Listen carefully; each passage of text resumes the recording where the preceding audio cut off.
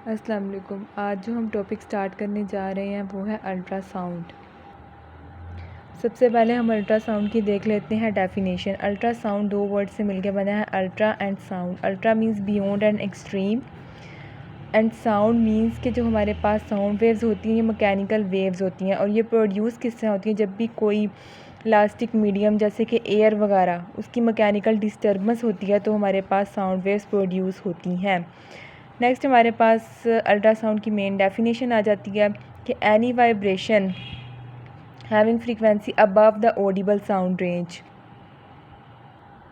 Audible sound range हमारे पास क्या होती है? ऑडिबल साउंड रेंज हमारे पास वो नॉर्मल रेंज होती है जो कि हम सुन सकते हैं, वो होती है 50 to 50,000 हर्ट्ज़। जो अल्ट्रासाउंड वेव्स होती हैं उनकी फ्रीक्वेंसी इनसे अबव होती है। यूज़ किस लिए होती हैं? Promote healing and reduce pain and swelling, और ये डीप हीटिंग मोडेलिटी होती है हमारे पास। इंट्रोडक्शन में हमारे पास आ जाता है कि अल्ट्रासाउंड 3 मकसद के लिए हम यूज़ कर सकते हैं, 3 चीज़ों में यूज़ कर सकते हैं।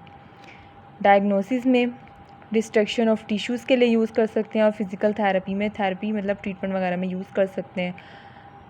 नेक्स्ट हमारे पास आ जाती हैं कि मेडिकल पर्पसेस के लिए कितनी फ्रीक्वेंसी यूज़ होती है और फिज़िकल थेरेपी के लिए कितनी फ्रीक्वेंसी यूज़ होती है। मेडिकल पर्पसेस के लिए 0.5 to 5 मेगाहर्ट्ज़, और फिज़िकल थेरेपी में 1 मेगाहर्ट्ज़ to 3 मेगाहर्ट्ज़। 1 मेगाहर्ट्ज़ जो होते हैं ये हम फ्रीक्वेंसी डीप टिश्यू एब्जॉर्प्शन के लिए यूज़ करते हैं, और 3 मेगाहर्ट्ज़ जो है वो हम सुपरफिशियल एब्जॉर्प्शन के लिए यूज़ करते हैं। 1 मेगाहर्ट्ज़ जो हम डीप के लिए यूज़ करते हैं, इसकी पेनिट्रेशन पावर ज़्यादा होती है, 3 to 5 सेंटीमीटर तक पेनिट्रेट कर जाती है स्किन के अंदर। और 3 मेगाहर्ट्ज़ क्योंकि हम सुपरफिशियली यूज़ कर रहे होते हैं तो ये 1 to 2 सेंटीमीटर तक ही पेनिट्रेट कर पाती है। उसके बाद हमारे पास आ जाता है कि अल्ट्रासाउंड के 2 पार्ट होते हैं। एक को हम बोलते हैं जनरेटर यूनिट, और दूसरे को हम बोलते हैं ट्रांसड्यूसर या हेड। जनरेटर यूनिट वो होता है जहाँ पे हाई फ्रीक्वेंसी करंट जो है वो जनरेट हो रहा होता है। ट्रांसड्यूसर या हेड वो हमारे पास वो होता है जहाँ से साउंड वेव्स निकल रही होती हैं, और मतलब हम जो पेशेंट के ऊपर, बॉडी के ऊपर जो यूज़ कर रहे होते हैं हेड, उससे साउंड वेव्स निकल रही होती हैं। आगे हम देखते हैं कि अल्ट्रासाउंड की प्रोडक्शन किस तरह होती है। इसकी प्रोडक्शन पीज़ो इलेक्ट्रिक इफेक्ट के ज़रिए होती है। अब हम देखते हैं कि पीज़ो इलेक्ट्रिक इफेक्ट होता क्या है। जब भी हम क्रिस्टल क्वार्ट्ज के ऊपर जो कि हेड के अंदर प्रेजेंट होता है, हम high frequency alternating current apply करते हैं तो इस क्वार्ट्ज की जो है वो शक्ल चेंज हो जाती है, ये डीफॉर्म हो जाता है। ये डीफॉर्म होता है तो इलेक्ट्रिकल एनर्जी जो होती है वो अल्ट्रासाउंड वेव्स के अंदर कन्वर्ट हो जाती है। क्रिस्टल क्वार्ट्ज की डीफॉर्मेशन को हम पीज़ो इलेक्ट्रिक इफेक्ट बोलते हैं। कुछ पीज़ो इलेक्ट्रिक मटीरियल्स यूज़ होते हैं जिसमें क्रिस्टल क्वार्ट्ज है, लेड ज़िरकोनेट है, बेरियम टाइटेनेट है, और निकल कोबाल्ट फेराइट क्रिस्टल है। नेक्स्ट हमारे पास आ जाती है अल्ट्रासाउंड वेव्स की ट्रांसमिशन। इसमें क्या होता है कि जो मीडिया के अकॉर्डिंग जो है वो फ्रीक्वेंसी और स्पीड वेरी करती है, ठीक है। उसके अकॉर्डिंग ही हमारी जो है फ्रीक्वेंसी और स्पीड वेरी करेगी। जैसा मीडिया होगा वैसे ही फ्रीक्वेंसी और स्पीड होगी। और हाई डेंसिटी जैसे जैसे होती है तो वेलोसिटी भी हाई होती जाती है। जैसे कि ये सब कुछ मटेरियल्स की बताई हुई है, बोन की डेंसिटी हाई होती है तो इसकी वेलोसिटी भी हाई है, 3500।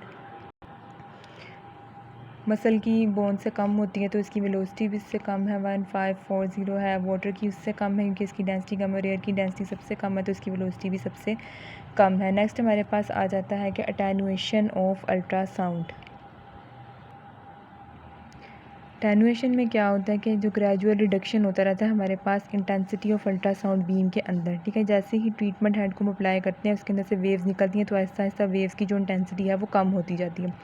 2 फैक्टर इसके अंदर आ जाते हैं, एब्जॉर्प्शन और स्कैटरिंग। एब्जॉर्प्शन में क्या होता है कि जैसे हम अल्ट्रासाउंड को अप्लाई करते हैं जो टिश्यूज़ हैं वो टिश्यूज़ जो हैं वो एब्जॉर्ब करते हैं अल्ट्रासाउंड वेव्स को और कन्वर्ट कर देते हैं उसको हीट के अंदर, ठीक है। और वहाँ पर फिर हीट प्रोडक्शन की वजह से हमारे पास थर्मल इफेक्ट आ रहा होता है। नेक्स्ट हमारे पास जो इफेक्ट आता है फैक्टर वो है स्कैटर का। इसमें क्या होता है कि जो बीम है ना वो डिफ्लेक्ट हो जाती है। डिफ्लेक्ट क्यों होती है? रिफ्लेक्शन की वजह से हो सकती है, क्या कोई बबल आ गया दरमियान में या कोई भी पार्टिकल आ गया उसके रास्ते में जिसकी वजह से वो डिफ्लेक्ट बैक हो सकती है।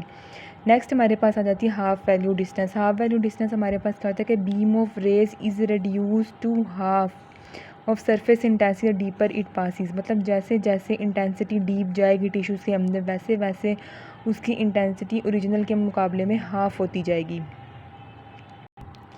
हाफ वैल्यू डिस्टेंस की हम एक एग्जांपल लेते हैं। फॉर एग्जांपल हमारे पास 100 वेव्स थी, और हमने फ्रीक्वेंसी यूज़ की थी 3 मेगाहर्ट्ज़। हमने पीछे पढ़ा कि 3 मेगाहर्ट्ज़ जो है वो डीपर के लिए यूज़ होता है, इसकी पेनिट्रेशन पावर होती है 1 से 3 सेंटीमीटर। अब क्या होगा, जैसे ही 1 सेंटीमीटर पे जाएंगी, ठीक है, वेव्स, तो ये 50 रह जाएंगी। 2 सेंटीमीटर पे जाएंगी तो 25 रह जाएंगी। 3 सेंटीमीटर पे जाएंगी तो 12.5 रह जाएंगी। मतलब जैसे जैसे डीप मूव कर रही हैं वैसे वैसे इनकी इंटेंसिटी कम होती जा रही है। इसी को हम हाफ वैल्यू डिस्टेंस बोलते हैं। नेक्स्ट हम देख लेते हैं कपलिंग मीडिया। कपलिंग मीडिया हमारे पास क्या होता है कि अल्ट्रासाउंड वेव्स जो होती हैं हमारे पास, क्योंकि ये साउंड वेव्स होती हैं तो इन्हें जो है वो कोई भी मीडियम रिक्वायर होता है ट्रांसफ़र होने के लिए या ट्रैवल करने के लिए। हम इसमें एयर को मीडियम यूज़ नहीं कर सकते, हमें कोई और मीडियम चाहिए होता है जिसको हम कपलेंट मीडिया कहते हैं। एयर को हम एज आ मीडियम यूज़ क्यों नहीं कर सकते? एयर को हम एज आ मीडियम यूज़ इसलिए नहीं कर सकते कि इसके अंदर अल्ट्रासाउंड वेव्स जो है वो हेड के अंदर रिफ्लेक्ट बैक होती हैं, वहाँ पे स्टैंडिंग वेव्स जनरेट हो जाती हैं, जिसकी वजह से जो क्रिस्टल का हेड है वो डैमेज हो सकता है। हम कोई भी और कपलेंट मीडिया यूज़ कर लेते हैं, जैसे ये एक्वासोनिक जेल यूज़ कर सकते हैं, glycerol, distilled water, paraffin, petroleum jelly और एयर वगैरह, ठीक है। इन्होंने बताया कोई भी कपलेंट मीडिया जो है ना वो परफेक्ट ट्रांसमिशन प्रोवाइड नहीं करता, मतलब रीजनल डोज से हमेशा जो है वो इंटेंसिटी कम ही होती है। नेक्स्ट बताया हुआ है कि efficient couplant reduces the applied dose by a quarter. मतलब जो हम एफिशिएंट कपलेंट है हमारे पास वो अप्लाइड डोज की जो क्वांटिटी है उससे हाफ हमें प्रोवाइड करता है। फॉर एग्जांपल हमारे पास थी 100 वेव्स, ठीक है, उसने क्वार्टर बोला ना तो हम इसको डिवाइड बाय 4 करेंगे, 25 आ जाएगा। अब हम इसे 100 में से माइनस कर देंगे तो हमारे पास आएगा 75। मीन्स हम कोई भी एफिशिएंट कपलेंट भी यूज़ करते हैं ना तो 100 में से 75 वेव्स जो हैं वो हमारे पहुंचेंगी स्किन तक डीपर जाके। नेक्स्ट हमारे पास कपलिंग मीडिया की कुछ करैक्टरिस्टिक्स आ जाती हैं। इसकी जो अकोस्टिक इम्पिडेंस है वो टिश्यूज़ की जैसी होनी चाहिए, ठीक है, दोनों की टिश्यूज़ की और कपलेंट मीडिया जो हम यूज़ कर रहे हैं उनकी अकोस्टिक इम्पिडेंस सेम होनी चाहिए। हाई ट्रांसमिसिविटी होनी चाहिए अल्ट्रासाउंड की, हाई विस्कोसिटी हो कपलेंट की, ठीक है, और उसमें बबल फार्मेशन बिल्कुल भी ना हो और केमिकली इनएक्टिव हो हमारा कपलेंट। हाइपोअलर्जी करेक्टर हो, मतलब एलर्जी कॉज ना करे जब हम पेशेंट की स्किन के ऊपर अप्लाई करें। रिलेटिव स्टेबिलिटी हो, चीप हो और लुब्रिकेंट प्रोवाइड करे, मतलब एज ए लुब्रिकेंट एक्ट करे पेशेंट की स्किन और ट्रांसड्यूसर के दौरान, ताकि जब हम हेड को अप्लाई करें स्किन के ऊपर तो वो इजीली पेशेंट की स्किन पे मूव करें। नेक्स्ट हमारे पास ट्रीटमेंट पैरामीटर्स आ जाते हैं। इसमें आता है कंटिन्यूस मोड और पल्स मोड।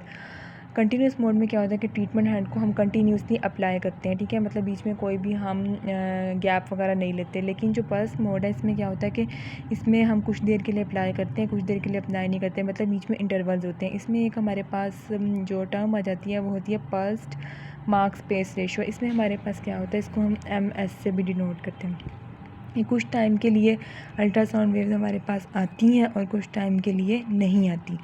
फॉर एग्ज़ाम्पल हमने 6 सेकंड के लिए एक ट्रीटमेंट अप्लाई किया तो इसमें हमारे पास क्या होगा, फॉर एग्जांपल 2 सेकंड के लिए अल्ट्रासाउंड वेव्स आई, 1 सेकंड के लिए नहीं आई, फिर 2 सेकंड के लिए आई, फिर 1 सेकंड के लिए नहीं आई, तो इस तरह ये 6 सेकंड कंप्लीट हो गए। इस टर्म को हम बोलते हैं पल्स्ड मार्क स्पेस रेशो।